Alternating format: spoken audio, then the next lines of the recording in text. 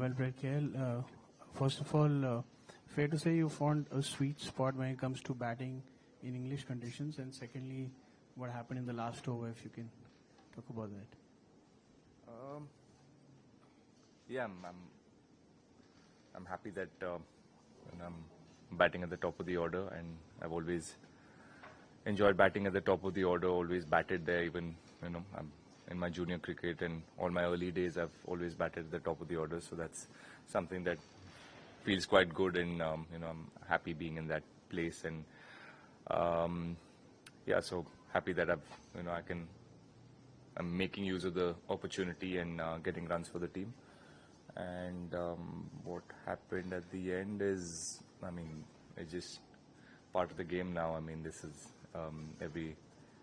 I understand from an opening batter's point of view. I know exactly what is going on, and everyone knows exactly what is going on. But an opening batter will understand completely what happened in the last 5 minutes. Yeah, Rahul here, to your left. Just in terms of the mental discipline that you need as an opener, not necessarily in England this time, but just as an opener, and to keep fronting up and doing it again and again, is there any sort of routine that you have, any exercises that you do mentally to just make sure that your concentration stays throughout an innings? In the last year or so, or in the last couple of years, I have worked on a few mental drills. I spent a bit of time with an expert who can help me with, improving my reaction time, and some mental, drills and games that you can play that help you get better with your reaction time and stuff like that. It's I think a lot of other sports use it. I've seen this in Formula One quite a lot, and yeah, I picked this up from one of the guys that I've worked with in Salzburg. I'm closely associated with Red Bull, so I had the opportunity to go there and work with some of the coaches that work with the elite Formula One guys and other adventure sports people who require a lot of this mental side of the game. So I've worked on that, and yeah, I guess that's the only thing that's been different in the last year or so. But yeah, I've always enjoyed batting long periods of time. Even when I was growing up, even when I played junior cricket, I always enjoyed batting long hours, and I could focus for long hours. But yeah, I think a bit of this has just helped me in the last few years. Okay, you came in here as a senior most specialist batter in the side, and now you've got 2 centuries and a half century in the other. So how happy are you with the consistency and sort of leading from the front as a specialist, senior most specialist batter? Yeah, that's something that I've strived for all my career, is to be consistent and perform on a consistent basis and be one of the guys on the team that the team can look up to and really count on. So I'm happy that the performances are coming through in the last few years. My mindset or my hunger or my passion towards the game has always been there, but yeah, in the last few years I think the performances are showing too. KL, you and Rishabh are both wicketkeeper batters, but it seems like you have nothing else in common from your style to your demeanour. But I'm taking offence to that. Oh no, I don't. Now I feel bad. You know what I mean, though. Yeah. It's you have such different styles and demeanours. Do you have things in common on or off the field, and that maybe we don't know about? And what are the conversations or the way you work your partnership together that you have out there? Tough one. I think the most common thing is our love for cricket and love for batting and love for performing in difficult scenarios. We've had a lot of important partnerships in the last few years. And I enjoy batting with him. I thoroughly enjoy batting with him. It's when he's batting with me, I look at the way he bats, and I wish and I hope that I could do that. Some days I sit when there are no games and dream of playing shots like that and playing with that kind of a mindset and an attitude. But yeah, it's always just been a dream. But yeah, we do chat quite a lot about cricket and batting and the technical bit of batting as well. He was injured and in the NCA, and we were both injured, and we were at the NCA back in Bangalore, and we would see each other every day, and that's probably the first time I realized there's a lot of thought behind how he bats, and a lot of he's a deep thinker of the game, though it may not seem that way or suggest with the way he plays, but it's something that suits his game, and that's all. Obviously, for me, it's been great to understand how he thinks and get a little bit of a deeper insight into his mind. So, yeah, that's probably it. And yeah, we both get along pretty well. We're great friends off the field as well. But yeah, common, very few things. Yeah. Rahul, hi, well played. Rahul, is there a conscious effort, because a lot of players, batters around you are a bit flashy, but we saw in fact lately that you've been restrictive perhaps. Even yesterday we saw, to start with, those drives, majority of those did not reach the fence. You're just pushing, not going for those expansive drives. Are you trying to restrict yourself to build that long innings? No, I'm just trying to do what is necessary on that day and what I feel can give me the best result on that possible day. And yeah, for now, I feel, or for this innings, I felt like that was the way to go. And when I'm opening the batting, obviously, I need to.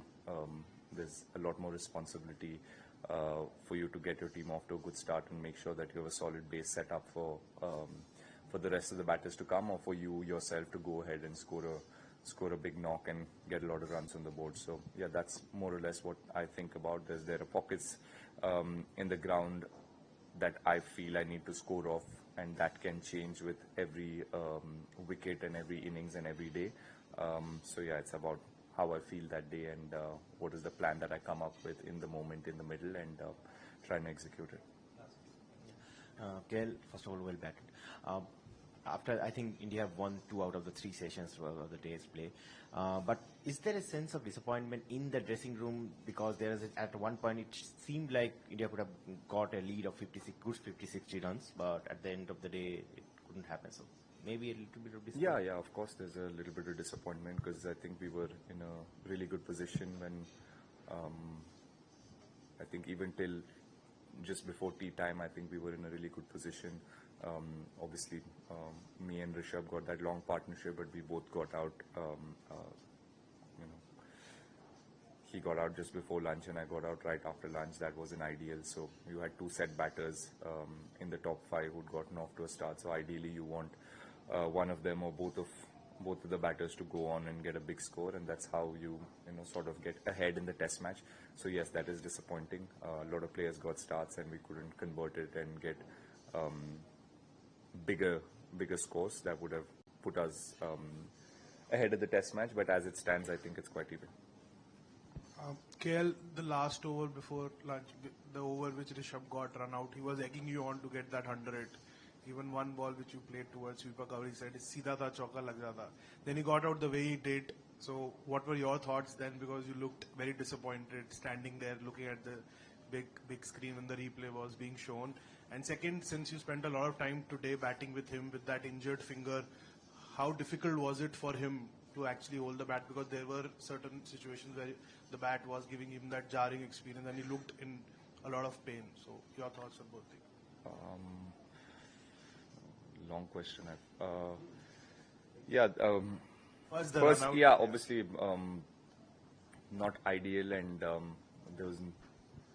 there was a conversation a couple of overs before that. I told him that I'll try and get my 100 if possible before lunch, and with Bashir bowling that last over before lunch, I thought there's a good chance for me to get it. But yeah, unfortunately, I hit it straight to the fielder. It was a ball that I could have hit it for a boundary, but I hit it straight to the fielder, and then I think he just wanted to rotate the strike and see if he can put me back on strike. But yeah, it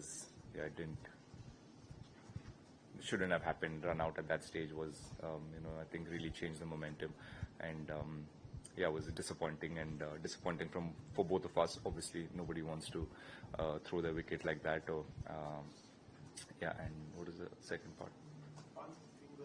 Yeah, obviously he was in a lot of pain,